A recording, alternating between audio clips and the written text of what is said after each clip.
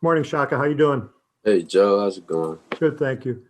Hey, I just wanted to know, how would you describe the season and all the curveballs and adversity you've had to face? First, not playing, the threat of not playing football this year, and then the slow start, and now getting things back to the way are more typical of Penn State. Um, just a lesson. It's just stuff that we all just got to learn from this year. A lot of us, hopefully people took advantage of the isolation that we had to have this year. The life lessons up and down, understanding preparation, and then take advantage of opportunities. I just feel like it was just a bigger learning year. Like a lot of things you can just take away from this year that hopefully that you worked on within yourself. Hey, what's going on, Shaka? Appreciate the time. How you doing? Doing well. Obviously, throughout your time at Penn State, there's been times where you probably felt like on top of the world. Y'all won a lot of games, won 11 games last year, won the Cotton Bowl. For this year to have gone how it's gone, not only in terms of, the pandemic, COVID, all that, and then, starting 0-5, what did it take for you to kind of realize that was kind of the reality of your senior year? And was that tough for you to digest? No, I mean, like I said, it was just a new lesson. Losing isn't fun, and I never lost this many games in my career on any team.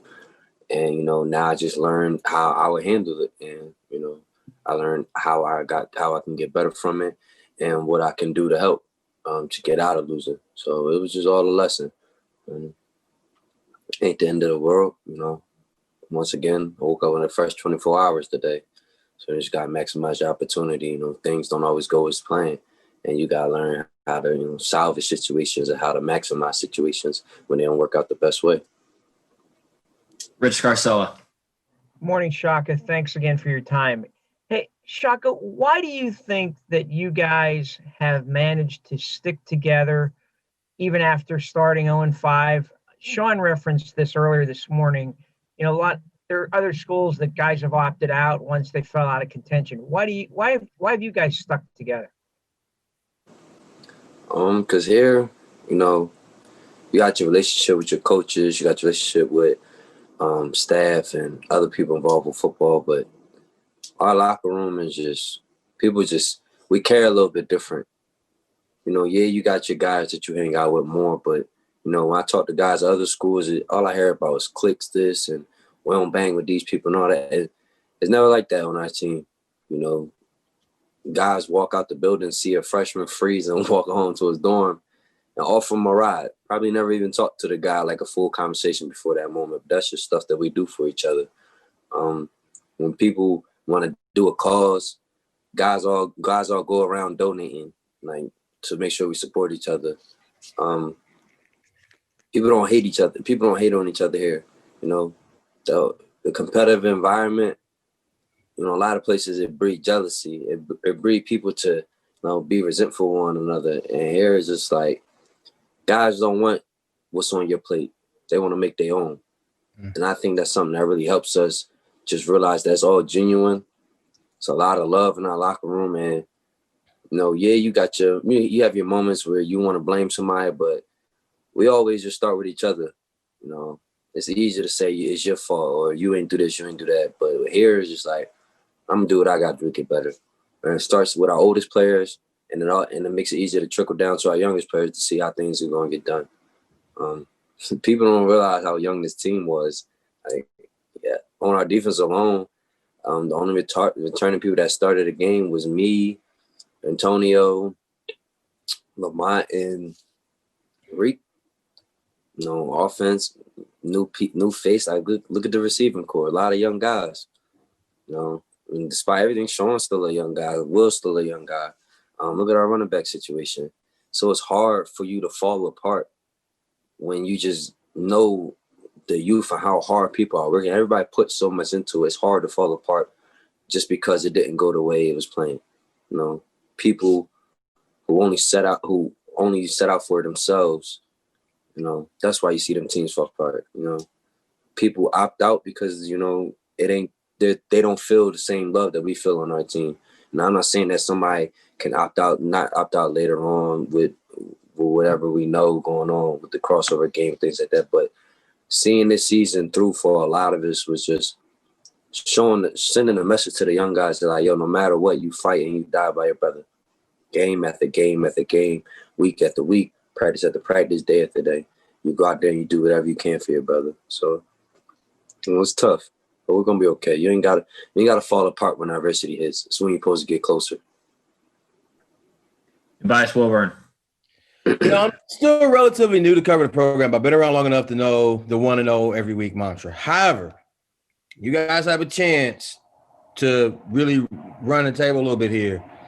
How much would the opportunity to play in a bowl mean to you? I know the whole 1-0 thing, but no, you can't ask, man. 1-0, 1-0, 1-0.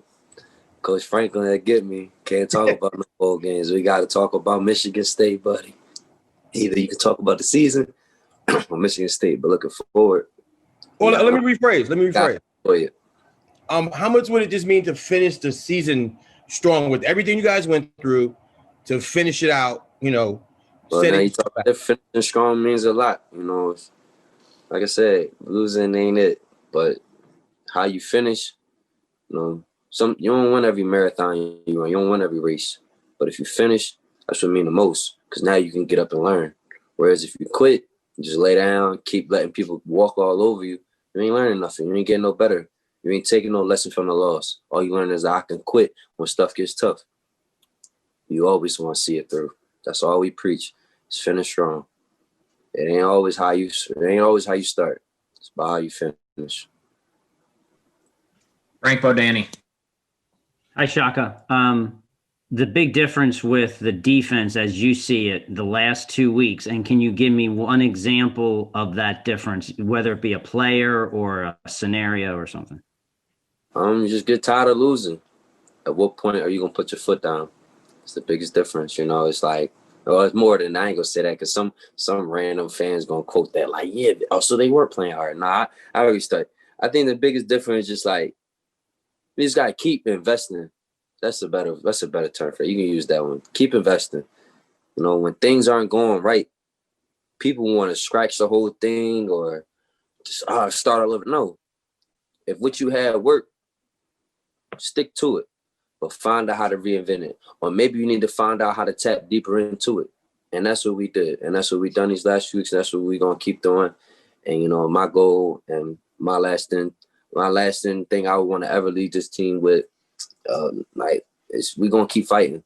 That's all I ever say on the sideline when we was down all them points against other teams to when we was up against Michigan. Gotta keep fighting, man. It don't stop. Your circumstance don't dictate what you're gonna do. Mark Woganrich.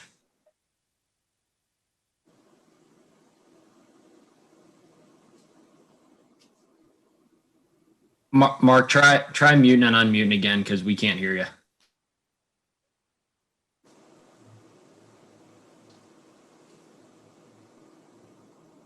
Mark, we'll try and come back to you.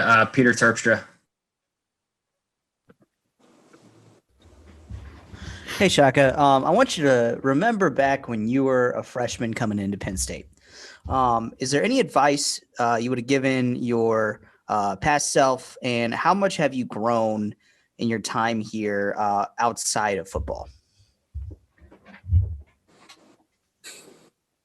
Advice that I would give to my past self.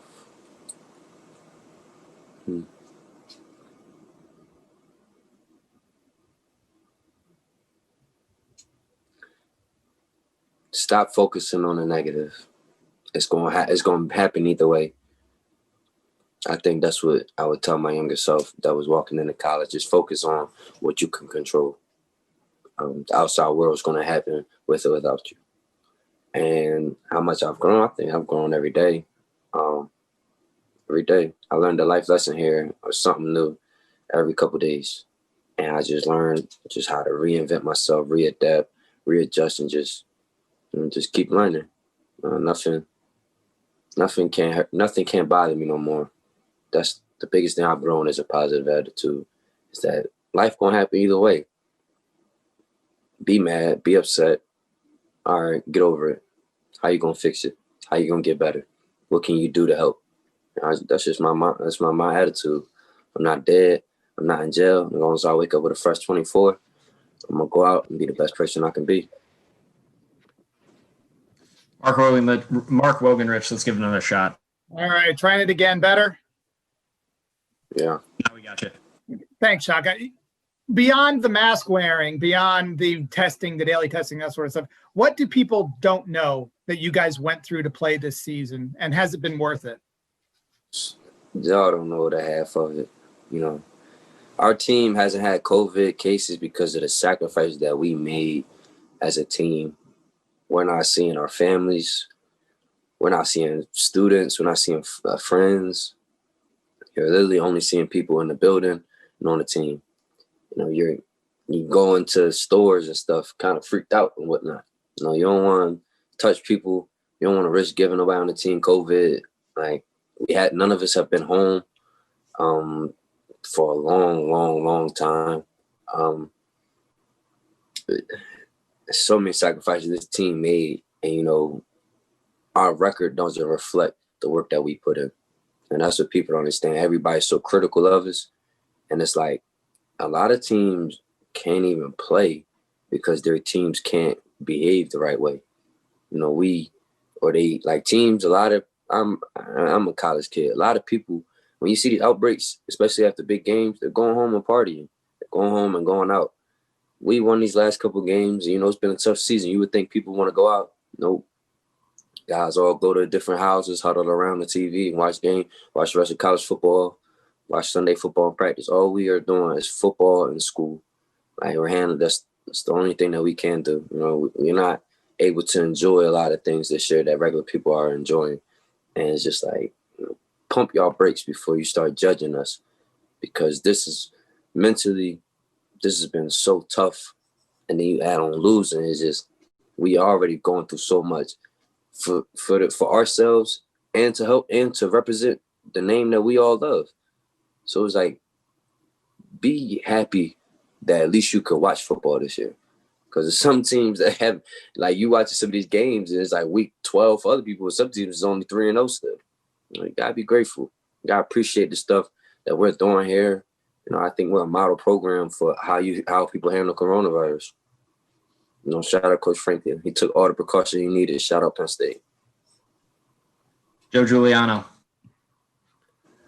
Shaka, as one of the leaders of the team, what's been your consistent message to the younger guys who have gone through the stuff that you just described? And when you have felt a need to vent or get something off your chest, who did you turn to? I'm sorry, what'd you say? You said advice I would give the young guys? No. The constant message you had for younger guys this season when you felt that they were getting a little down from what you just described. And when you had a couple of occasions when you were maybe a little down, who did you confide in? My young guys, tell them y'all gonna be cool. Like, y'all so talented. Like, y'all, it's gonna be all right. Like, you losing, you only really lost when you don't learn nothing. And if you watch the team, you just see how many young guys is out there. And they making plays. It should get you excited, you know, to see like, yo, dang, like next year they gonna be good. That should be it. That should be their thought. That's what I tell them, like, bro, you just gotta keep working. Every game, every practice, every rep is a lesson. You just gotta keep working. You know, don't let what's going on with us stunt your growth.